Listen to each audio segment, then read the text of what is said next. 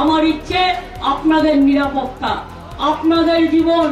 No NRC, no CAB, no uniform civil code. সব মানুষের অধিকার তার নিজস্ব অধিকার, নিজস্ব অধিকারের মতো থাকবে।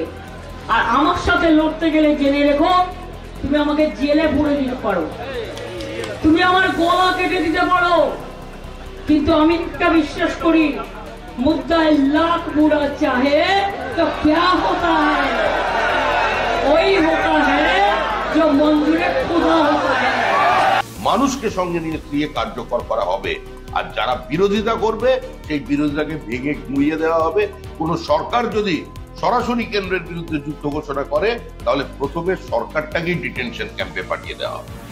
এখন তো সব ধর্মীয় সমাবেশ আর ধর্মীয় সমাবেশ নেই।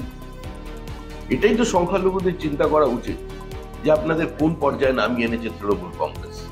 একদিকে মুখ্যমন্ত্রী দাঁড়িয়ে সিএ এনআরসির বিরোধিতা করছেন, কমন সিভিল কোড বিলের বিরোধিতা করছেন, রাজনীতিতে ভোট দেওয়ার আহ্বান জানাচ্ছেন, আর অন্যদিকে পার্থভূমিক গিয়ে উত্তেজনা তৈরি করছেন।